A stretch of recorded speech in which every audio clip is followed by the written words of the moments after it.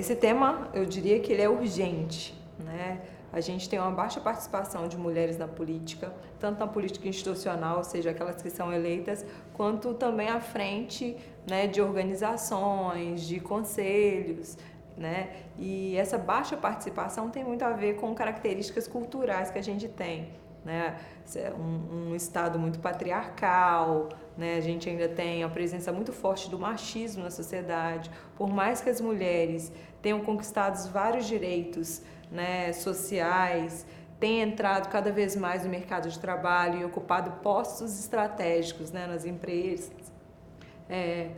ainda na política, né, há uma baixa participação, né?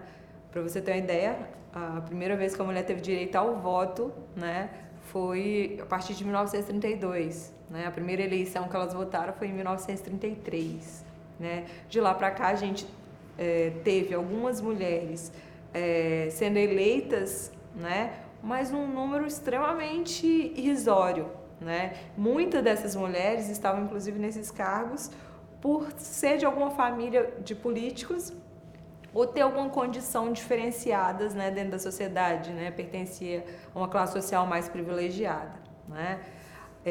A partir da Constituição de 1988, né, buscou-se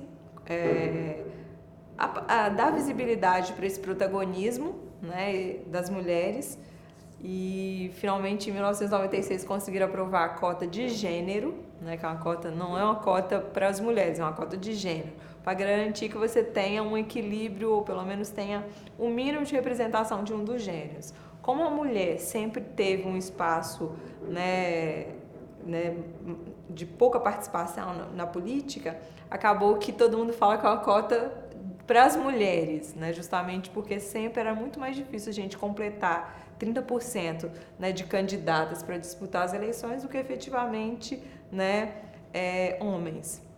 Então, em 1996, né, foi aprovada essa lei, né, ela começou a ser implementada, não foi momentaneamente que surtiu efeito, né, tanto que os partidos só começaram a cumprir efetivamente essa cota em 2009, né, ou seja, né, mais de 10 anos depois, né, que os partidos passaram a apresentar listas com 30% no mínimo de mulheres, né?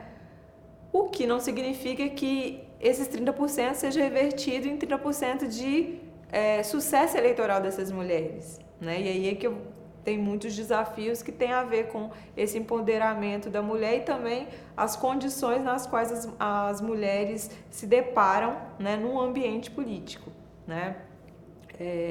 E aí a gente tem, principalmente dentro dos partidos políticos, né, as mulheres têm pouco espaço, né? Elas têm poucas oportunidades, por exemplo, de estar num cargo de liderança, na presidência do partido, né? Muitas vezes o que acontece? Ela vai para uma ala da mulher dentro do partido, ela não vai efetivamente tomar frente, né? Tanto que a gente até brinca, né, que o partido da mulher, quando ele foi criado, quem presidiu era um homem, né, um contrassenso, né, com a proposta, né?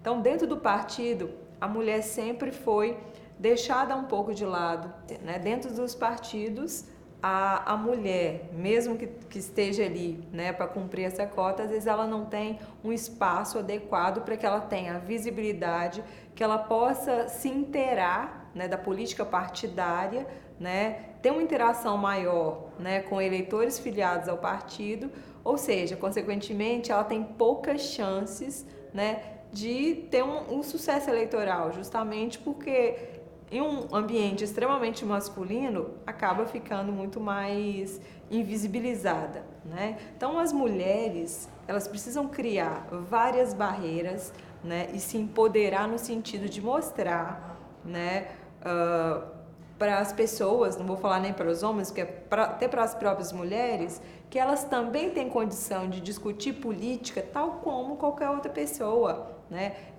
Ela tem a competência, a habilidade, ela conhece os problemas e hoje, se a gente pensar bem, 52% da população, né, eu posso estar errada aí, 52%, 53% da população brasileira é composta por mulheres, ou seja, a maioria da população que depende de políticas públicas né, é feminino. Então, quem melhor que a mulher para dizer efetivamente lá na ponta como as políticas públicas estão chegando de fato, se essas políticas públicas estão sendo efetivas, né, se elas estão atingindo um objetivo, né?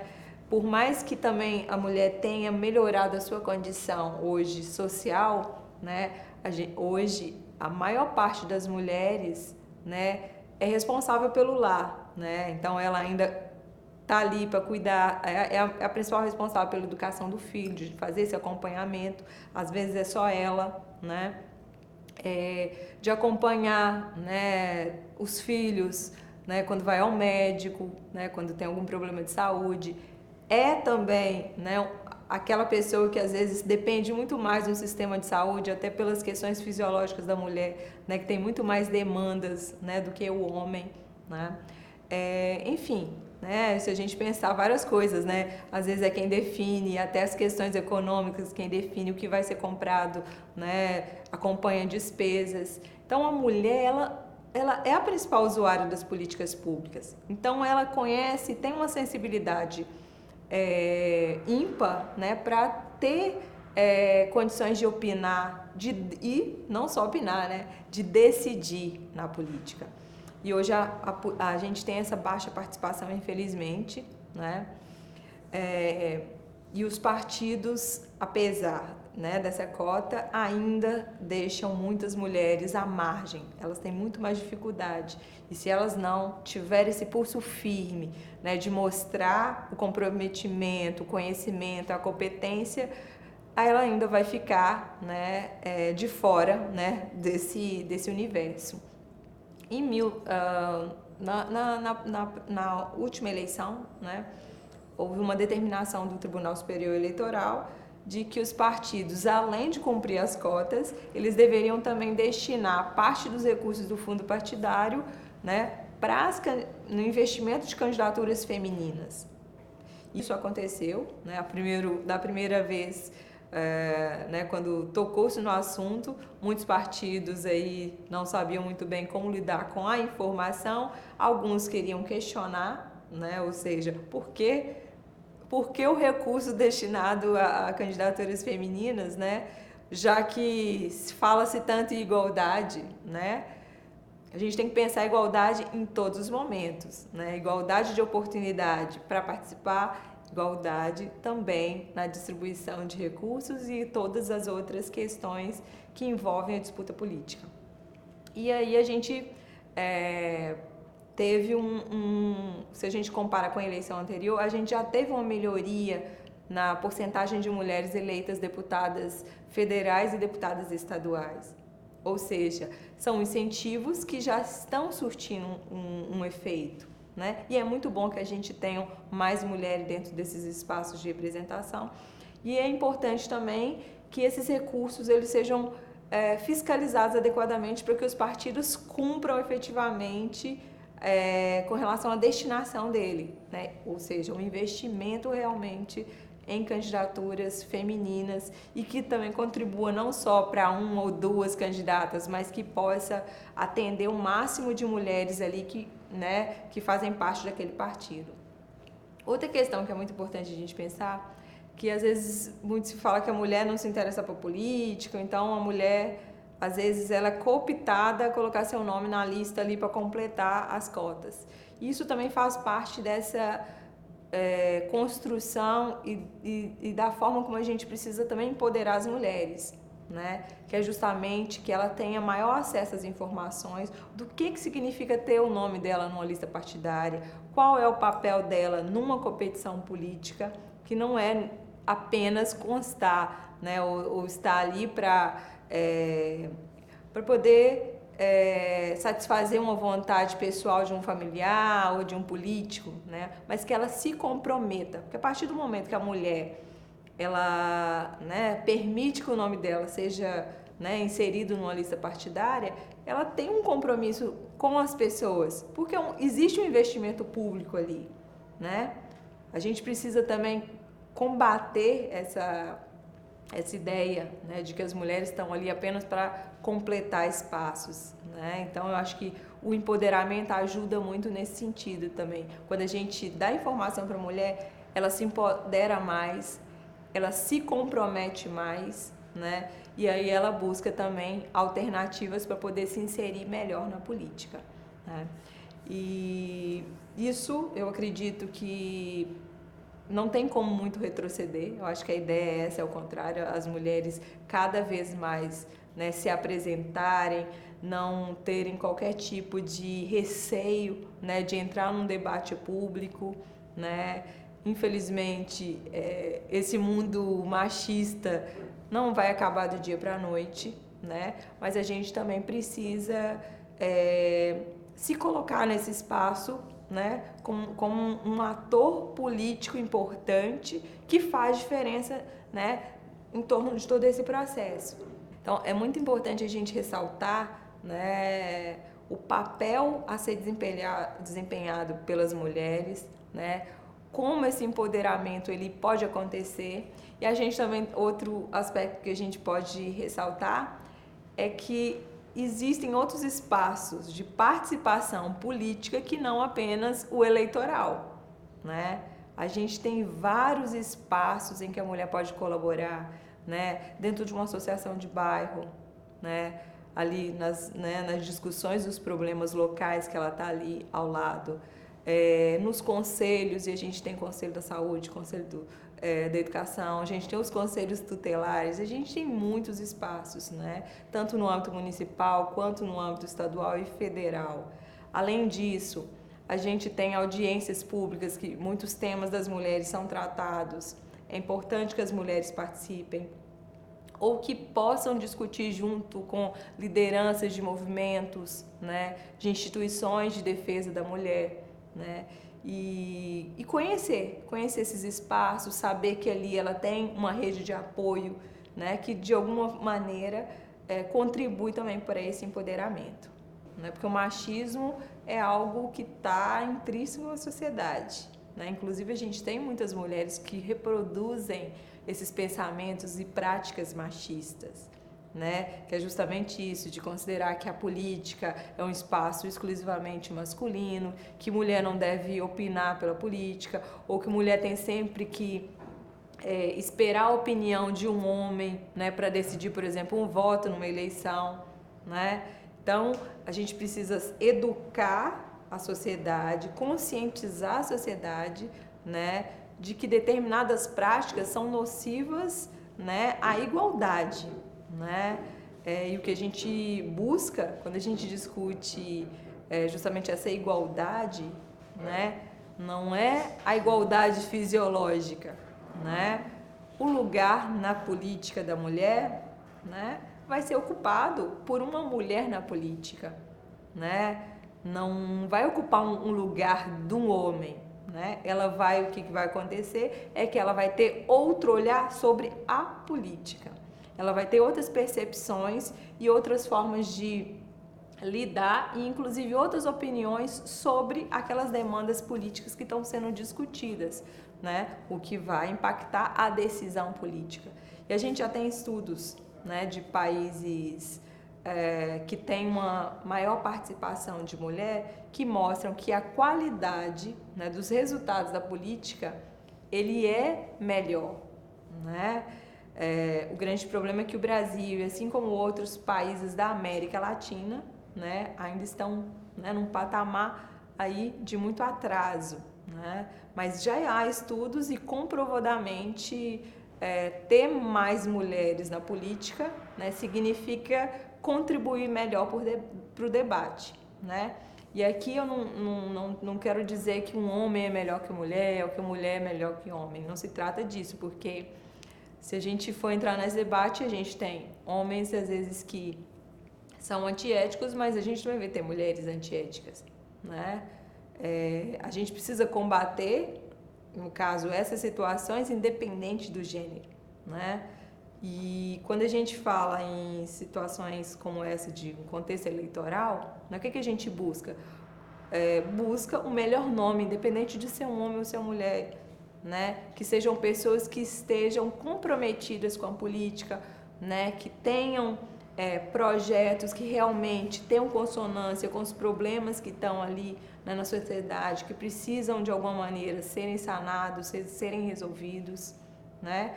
Então, a gente precisa dessas pessoas, né, e que possam contribuir de alguma maneira, né? Então, quando a gente fala mais mulheres na política, mais mulheres, por exemplo, na Câmara dos Deputados, no Senado, nas Assembleias Legislativas, né, prefeitas, né, Brasil afora, é justamente a gente trazer esse olhar da mulher para a política, né, e buscar cada vez mais melhorar a nossa sociedade, que eu acho que é isso que a gente busca, né. E eu acho que a mulher tem mais a que contribuir, eu acho que não tem como ser diferente, né. E a gente tem excelentes nomes de mulheres na política, né? E isso também mostra como faz diferença, né? Como faz diferença terem mulheres que buscam efetivamente se posicionar num lugar, né?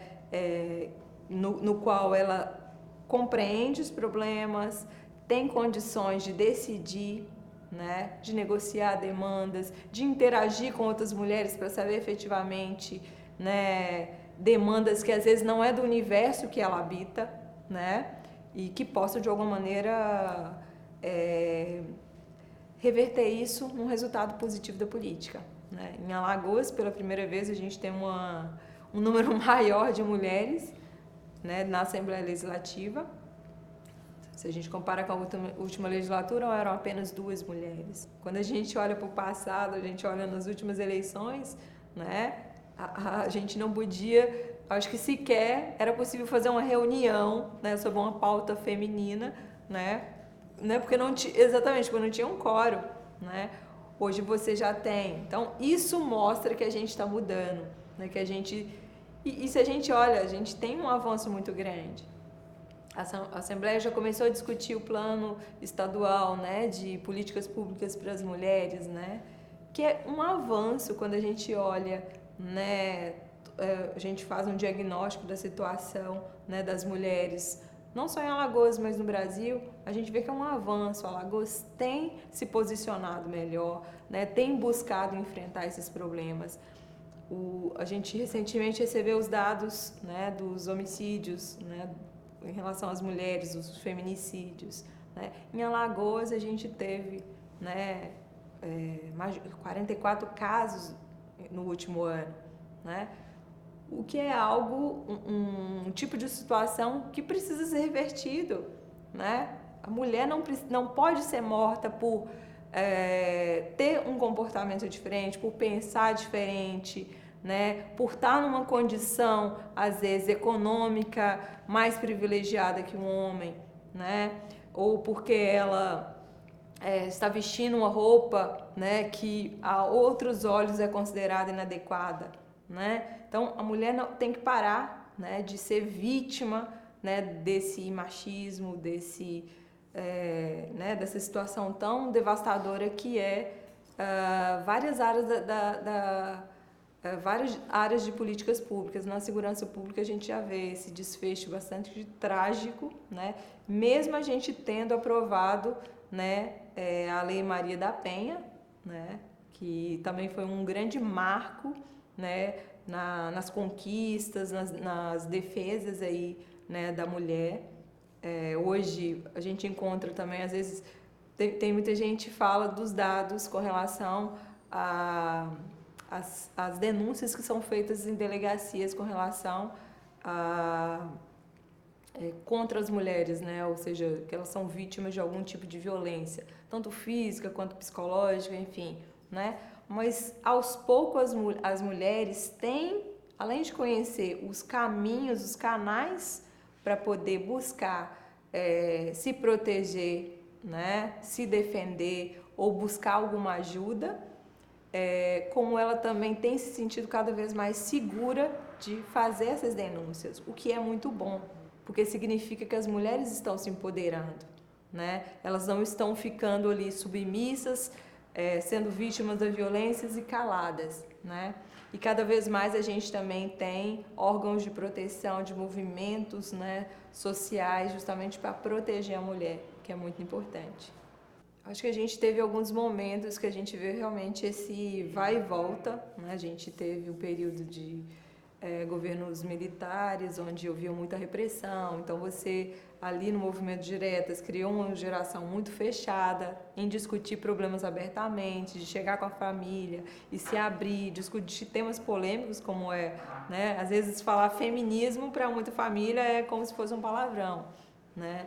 O que feminismo não é o oposto do machismo, né? Na verdade é uma outra dinâmica, né? Existe, mesmo com várias tendências dentro do movimento, se busca de alguma maneira a igualdade de gênero, ou seja, que homens e mulheres possam ter os mesmos direitos econômicos, sociais e políticos, né? Também não significa que a mulher tem que ser o homem, o brutamonte, né? Não, fisiologicamente a mulher vai ser mulher, o homem vai ser homem, enfim, ou como ele né, como a pessoa se reconheça, né? E a partir dos anos, eu vejo a partir dos anos 2000, né, a gente já vem uma geração formada, né, e aí filhos justamente dessa geração da abertura que já se encontraram um cenário muito diferente, pais dispostos a dialogar, né, a escola mais aberta a receber, né, situações adversas e buscar conversar, dialogar, né, propiciar uma pluralidade de ideias, né, de opiniões, né, e a gente também tem esse fenômeno das redes sociais. Então as pessoas, os jovens, é uma geração extremamente informatizada, que interage. Então essas pessoas têm mais espaços de informação, de comunicação, de debate. Então isso fomenta essa desconstrução, né, de que existem, por exemplo, espaços profissionais destinados, divididos por gênero, né? Então hoje tem uma desconstrução muito grande, né? Hoje na área, por exemplo, de exatas, nas universidades, você tem um número maior de mulheres, né, indo para a área de exatas, nas áreas tecnológicas, que antes não iam, porque também era considerado que era um universo muito masculino, né? Você tem espaços de pesquisa que antes não eram tão ocupados por mulheres, né, e que hoje são ocupados. Então são muitas mudanças que o jovem ele percebe, né, e ele começa a absorver essa ideia de que realmente, né, as pessoas elas têm as mesmas competências, condições, né, de terem sucesso profissional, pessoal, né, político, independente dela ser um homem ou dela ser uma mulher, né, dela se reconhecer como um homem ou dela se reconhecer como uma mulher, né? E acaba que isso também reproduz muito nas nossas escolas, na educação básica, né? Então, vejo professores, inclusive atuo junto à formação de professores, né, na educação básica, e esses diálogos, eles acontecem na escola. E esses diálogos, muitas vezes, e aí, por exemplo, a gente pensar a escola pública, geralmente são famílias que trabalham o dia inteiro, que às vezes não têm tempo para discutir esses problemas. Talvez não seja nem a abertura, mas não tem um tempo disponível para discutir, e onde essas crianças, esses adolescentes discutem na escola, né? Isso também fomenta que essa geração ela tenha mais informações e mais condições de debater e de tirar as próprias conclusões, né, de que machismo, na verdade, ele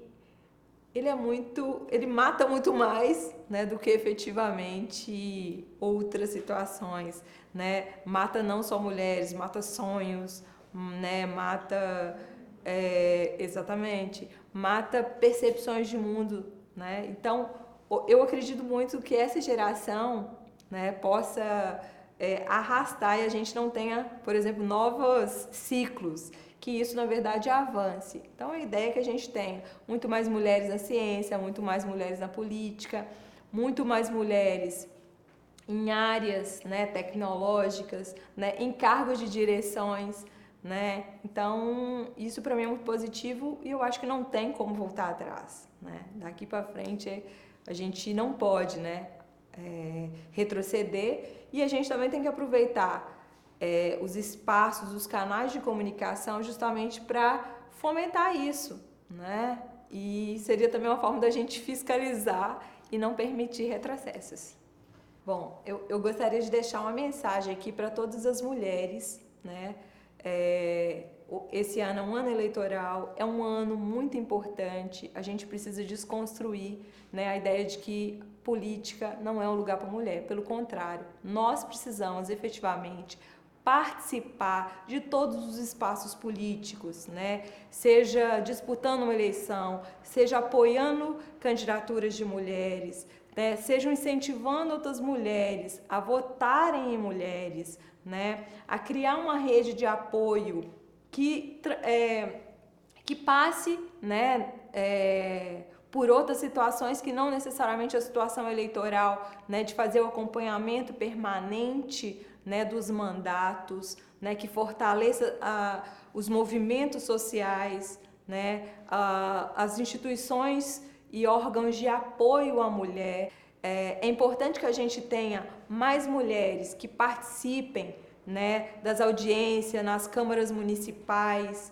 né, que possam acompanhar o trabalho de prefeitos e prefeitas, né, que possa efetivamente contribuir de alguma maneira para que a gente possa ter uma política cada vez melhor e de mais qualidade, né? Independente de partidos políticos, é importante que a mulher participe,